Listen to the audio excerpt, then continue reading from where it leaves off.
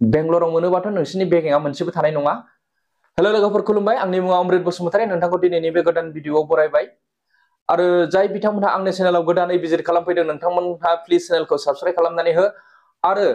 जाय बिथांमोनहा already चेनेलखौ subscribe खालामखाबाय नोंथांमोननिसिम आंनि गोसो गोरबोनिफ्राय रोजा रोजा साबायखर बावनाय थाबाय। आं दिनै बे भिडिअआव मोनथाम पइन्ट कभार खालामगोन, माखासे दुखुनांथाव जाथायफोरबो आङो नोंथांमोननो फोरमायगोन आरो मोनसेया गुड निउज नोंथांमोन, आं गुड निउजखौ सिगाङावनो खोन्थागोन। आरो जाय बिथांमोननो आंनि मबाइल नाम्बार एबा कन्टेक्ट नाम्बार नांगौ बा WhatsApp नाम्बार नांगौ नोंथांमोनहा भिडिअखौ गुदिनिफ्राय जोबजासिम नायलांबानो जाबाय। माने आङो मोनफ्रोमबो भिडिअआवनो आंनि कन्टेक्ट नाम्बारखौ होनाय जादों, नोंथांमोनहा नाथाय भिडिअखौ जोबजासिम नायलाङा गुदिनिफ्राय आरो स्किप खालामो, बेनिखायनो आंनि कन्टेक्ट नाम्बारखौ मोननाय जाया। बेनिखायनो नोंथाङा भिडिअखौ गुदिनिफ्राय जोबजासिम नायलां, अब्लानो आंनि कन्टेक्ट नाम्बारखौ मोननो हागोन। कन्टेक्ट नाम्बारखौ लाखांनायनि उनावहाय आननेसेसारि कन्टेक्ट खालामनाङा। नोंथाङा जुदि माबा जाथाय बा माबा खैफोदाव दङब्ला नोंथाङा सिगांग्रो मानिबा थाखाय आंखौ नाङोब्ला सिगांग्रो नोंथाङा आंखौ WhatsApp मेसेज खालामग्रो, मानो नांगौ मानो नाङा, बेनिफ्राय आङो टाइम फिक्स खालामगोन, बेनिफ्राय जोङो मा खालामथावो खालामथावा बेनि सायाव गुवारै सावरायगोन, नङा होमबा नोंथांमोन? माने आननेसेसारि कन्टेक्ट खालामबा आंबो माखासे बिजियाव थायो, आङो पार्सनेल डिउटि मावो, कम्पानियावहाय खामानि मावो, नङा होमबा? बेनिफ्राय आङो बेंगलर बड' वेलफेयार एस'सिएसननिबो खामानि मावो, आङो GS बेंगलर बड' वेलफेयार एस'सिएसननि, बेनिखायनो गोबांथार खामानि थायो। नोंथांमोनहा नांथारगौबाल' गोनांथि जाथारनायावल' नोंथाङा आंखौ कन्टेक्ट खालाम। दे बिदिब्ला नोंथांमोन भिडिअखौ स्टार्ट खालामदिनि। नोंथांमोन आङो गिबियावनो दिनै गुड निउजखौ फोरमायग्रोनो सानदों। माखासे दुखुनांथाव जाथायफोरखौ एसे उनाव फोरमायगोन। भिडिअआ एसे गोलाव जानो हागौ, नोंथांमोना भिडिअखौ अब्लाबो जोबजासिम नायलांबानो जाबाय। आंनि गुड निउसआनो जाहैबाय नोंथांमोन, नोंथांमोननिसिम रोजा रोजा साबायखर थाबाय बे गुड निउसखौ फोरमायनायनि सिगां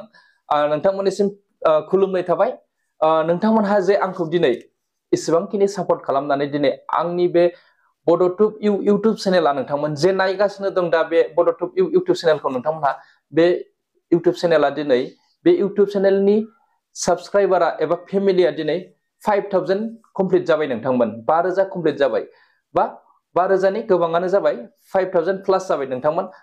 स' नोंथांमोननिसिम खुलुमनाय थाबाय, रोजा रोजा साबायखर। नोंथांमोनहा दिनै आंखौ 5000 प्लाससिम लाबोबाय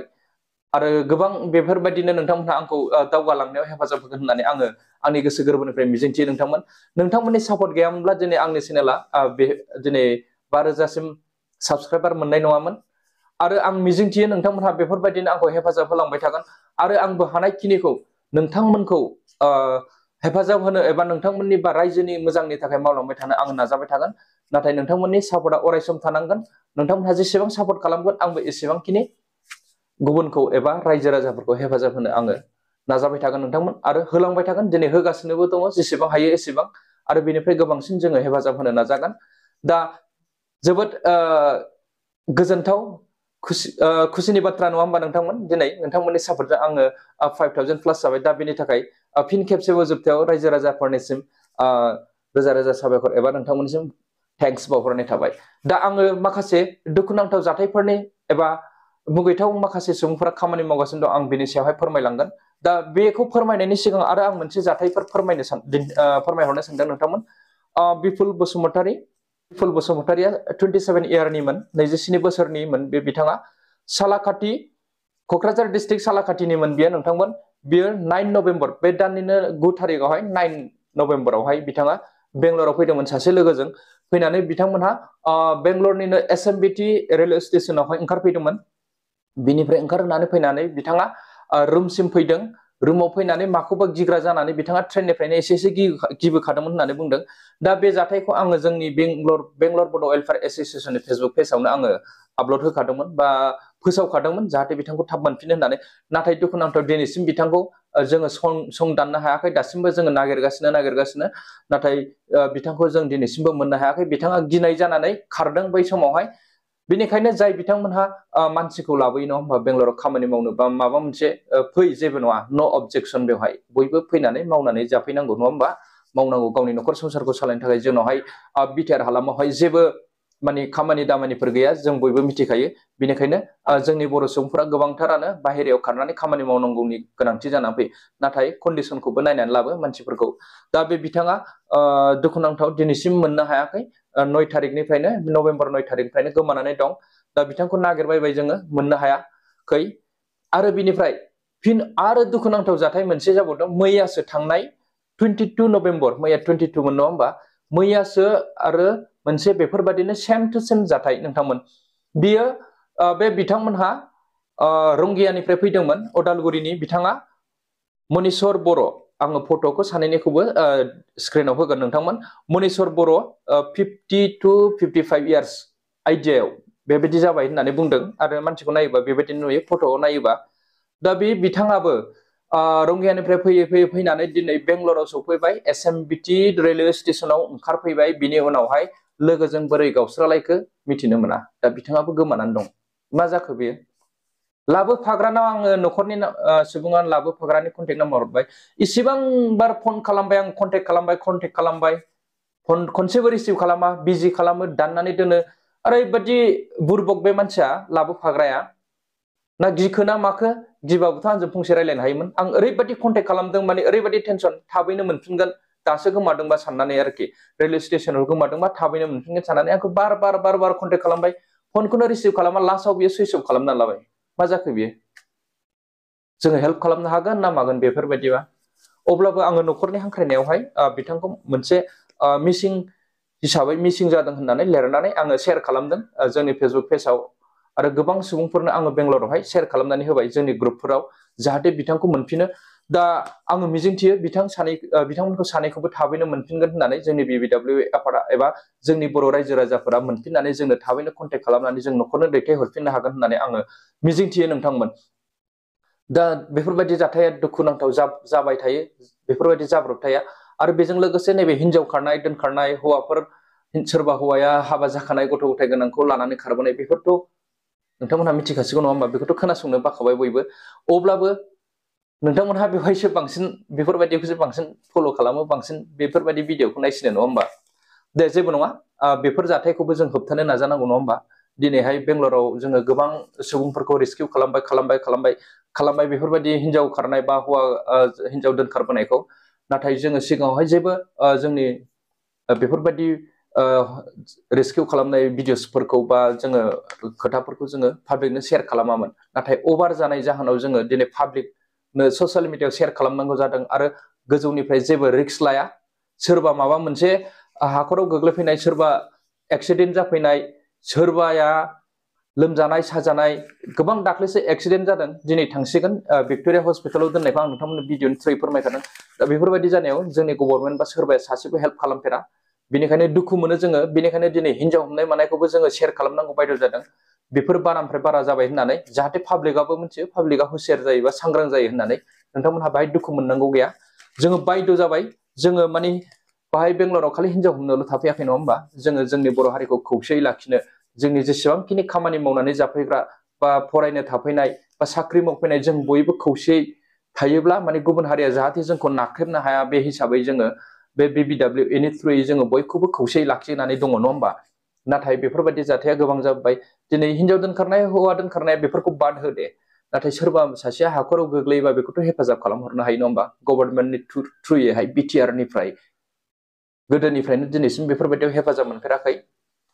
बे दुखुनांथाव बेनिखायनो जोङो बेफोरखौ शेयार खालामनांगौ जायो दा आरो मोनसे जाथाया सबसे दुखुनांथावसिन जाथाया नैबे नोंथांमोन बे बिथांमोनहा बे फंबायमोनहा जोबोद लाजिनांगौ जोंनिनो बर' सुबुं बिसोरो दा बिथांमोनखौ जोङो जुदि बेंगलराव मोनफ्लाङोब्ला बिथांमोननि बेगेआ मोनसेबो थानाय नङा जोङो बिसोरखौ नागिरगासिनो दङ बे बिथांमोनहा ओरैबायदि खालामो नोंथांमोन स्केमार जायखौ बुङो नङा होमबा जायफोरा थाखा थगायनानै जायो बे बिथांमोनहा नैबे बिपुल बसुमतारिया जे गोमादोंमोन 9 नभेम्बराव बिथांमोननि लोगोफोरनावबो कन्टेक्ट खालामदों नाम्बारखौ ससियेल मिडियायाव मोननानै मा खालामखो जोङो नोंसिनि मानसिखौ मोनबाय जोंनो 2000 रुपिस 2000 रां हरदो जोङो मानसिखौ गथायनोसै बेफोरबायदि थगायहरबाय दा बिथांमोनहा सानबाय मानसिखौ जोंनो देखायहोनहरबाय मानसिखौ देखायनो हाया मानसि देखायोबा बिथांमोनहा 2000 रांखौ हरनायनि गिदिर नङा होमबा दा बिथांमोनहा बेफोरबायदि स्केम खालामो थगायनानै रां लायो बेनिफ्राय मबाइलखौ ब्लक खालामनानै लायो आरो नैबे मनीश्वर बर' नोंथांमोननि न'खरावबो बिसोर कन्टेक्ट खालामनो हागौ बेनिखायनो नोंथांमोनहा साबधान जा बा हुसियार जानानै था जाहाथे बे जाथायखौ बिसोर खोनानानै नोंथांमोनाव थाबैनो कन्टेक्ट खालामगोन नोंथांमोनहा हुसियार जा बे बेंगलर कर्नाटका रायजोआव जानाय जाथायफोरखौ दिनैसिम जोंनि BBWA आफादासो नोंथांमोन बे हाबाफारिखौ मावबोगासिनो बयनिबो सुखु दुखुखौ BBWA आफादासो नायबोगासिनो बयनिखौबो हेल्प खालामगासिनो जेसेबांखिनि हायो हानायमानिखौ नाथाय हायैखौ हाखाया रावबो नोंथांमोन जेसेबांखिनि हानाय बेखौ जोंनि BBWA आफादा सापर्ट खालामगासिनो खालामना हरगासिनो नाथाय जोंखौ सापर्ट खालामखांनायनि उनावहाय बयबो बावनानै थायो जेबो नङा नोंथांमोनहा अब्लाबो नोंथांनि नखरा बासायदों जों बेहायनो गोजोननाय मोनो नोंथांमोनहा थाबैनो बावो जाथाया आरो फिन जाफिनोब्ला फिन जोंखौनो हमफिनो बे जाथाया आरो मोनसे जाफिननानै दं दा बेवहाय जोङो अब्लाबो जेबो साना नोंथांमोननि नखराल' मोजाङै सोलिनांगौ नङा होमबा रायजोफोर दा नैबे बिथांमोनहा गोबां हिनजावफोर खारनाय हौवाफोर खारनाय दोनखारलायनायाव जाथायाव बिसोर थाब आगान होयो बावैसो सिगां चिरां डिस्ट्रिक्टनि रुनिखाता थिंजायनिफ्रायबो बिसोरो फैसा थगायदों आरो बिनि सिगां मोनसे जाथाय जाबावदों माने बे जाथाया दाबो प्रब्लेम सल्भ जायाखै आं बेनिखायनो बेखौ फोरमाया बियो बाक्सा डिस्ट्रिक्टनि बेवहायबो बिथांमोनहा कन्टेक्ट खालामदों नखरावहाय बिसोर ससियेल मिडिया नाम्बारखौ होबाय नङा होमबा बाहाय कन्टेक्ट खालामबाय दानिया बे ससियेल मिडिया नाम्बारखौ लानानै कन्टेक्ट खालामनानै बिसोरो फिन आंखौबो कन्टेक्ट खालामबावबाय आंनि नाम्बाराथ' बयनावबो दं नङा होमबा गोसारनानै दं जोंनि नाम्बारा आंखौ कन्टेक्ट खालामबाय आदा जोङो उदालगुरिनिफ्राय माने मोनसे NGO जोङो बेंगलरावनो दंफैयो माखासे मानसिफोरखौ रेस्किउ खालामनो दंफैयो होननानै आंनो फोरमायहरबाय NGO आंथ' मिथिया माबायदि NGO आंथ' गोदान NGO मोनसेबो खोनायाखै जोंनावहाय जेसेबांखिनि NGOफोर दं जों मिथिगौ ओमफ्राय दे गोदान NGOलाय खोमा सानबाय आं दे बिदिब्ला ओमफ्राय खबरफोरा मा होननानै सोंबाय दा बै केसखौ रायलायबाय नोंसिनाव ओरैबायदि हिनजाव खारनायनि रिपर्ट फैदोंमोन होनबाय बबे बाक्सानि होनबाय होनबाय बिनिफ्राय रायलायबाय माने नखरजोंबो कन्टेक्ट खालामबाय नखरजों कन्टेक्ट खालामनानै गावसोर हमनानै हरनोसै होननानै बुंबाय जों बे बे केसखौ जों हेन्डेल खालामसै नामा होननानै बुंबाय ओमफ्राय आं सिन्था खालामबाय NGO होननायखाय ओमफ्राय जोंहाबोथ' बिदिब्ला टाइम होनो गबाय आं बेखौ सानबाय बिथांमोनहानो मावखायोबा आरो बिथांमोना स्टेसन खाथियावनो दं होनबाय दे बिदिब्ला दे नोंसोरो मावबानो जाबाय बे खामानिखौ बिनिफ्राय मानसिखौल' मोननांगौ जेरैखि जाया नखराव सहैनांगौ मानसिया होननानै आं बुंबाय बिनिफ्राय दे जों जागोन सार जों जेरैखि जाया बेखौ मोनथाम स्टेसनाव कभार खालामगोन होननानै बुंबाय दे अके दान आंबो दान खालामबाय बिनिफ्राय नखरजों रायलायबाय बिसोरो नखरनिफ्राय दाना फैसा बिहरबाय बिथांमोनहा नखरनि फैसा बिहरनानै दाना गोबां सार्च खालाम बिथांमोननि नाम्बारखौ सिनायबाय बिथांमोनहा आसामावबो माब्लाबा सोरबा लोमजानाय ना मानिबा थाखा थगायखाबाय नोंथांमोनहा बेखौ सोरनिबा इउटुबनि थ्रुयै खोनाखाबाय जानांगौ बिथांमोनहा बै समावबो थाखा थगायखाबाय दा बेखौ बिसोरो मिथिनानै हेकारसो आदा हेकारसो होनहरबाय आंखौ मा हेकार आंथ' बुजियाखिसै मा हेकार ओमफ्राय उनावहाय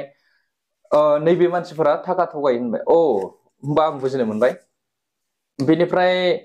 आङो कन्टेक्ट खालामफिनबाय दानिया बिथांमोननिखौथ' ब्लक खालामखाबाय आंनिखौबो रिसिभ खालामला आं बार कन्टेक्ट खालामदों रिसिभ खालामला नाथाय बेफोरबायदिनिफ्राय जानगाराव था नोंथांमोन फंबायमोन नोंसोरो माब्लाबा हमजायोबा नोंसोरो ओरैबायदि बिपदआव गोलैगोन जेसेबांखिनि थाखा नोंथांमोनहा थगायनानै जाबोबाय नङा होमबा गोरिब नखरखौ बा सोरबा हाखराव दुखुआव गोग्लैनाय सुबुंखौ दा बेखिनि थगायनानै जानायावनो नोंथांमोनहा जाबाय बेनिफ्राय दा थगायसै नेक्स्ट टाइम थगायनानै जुदि मोनोब्ला बेंगलराव मोनोबाथ' नोंसोरनि बेगेङा मोनसेबो थानाय नङा आरो नोंसोरो सानसेबाबो सोरबा सासेजों हमजाखागोन बिथांमोननि फट'बो दङ आंनाव सासे गथ'नि आरो मबाइल नाम्बाराबो आंनाव दं कन्टेक्ट नाम्बारा नोंसोर बेनिखायनो बे हाबाफारिनिफ्राय जानगाराव था बेफोरबायदि दा खालाम सोरबाया दुखुआव गोग्लैनायखौ आरो बेफोरबायदि खालामनानै नोंसोरो थगायनानै दुखुआव खोख्लैसिननो दा नाजा बेखिनियावनो फोजोबनोसै नोंथांमोन फिन लोगो हमफिनगोन नोंथांमोनखौ नेक्स्ट भिडिअ'आव दा अब्लाबो लास्टआवहाय फिन खेबसेबाव रोजा साबायखर बावनाय थाबाय नोंथांमोन दिनै आंनि इउटुब चेनेला 5000 प्लास जाबाय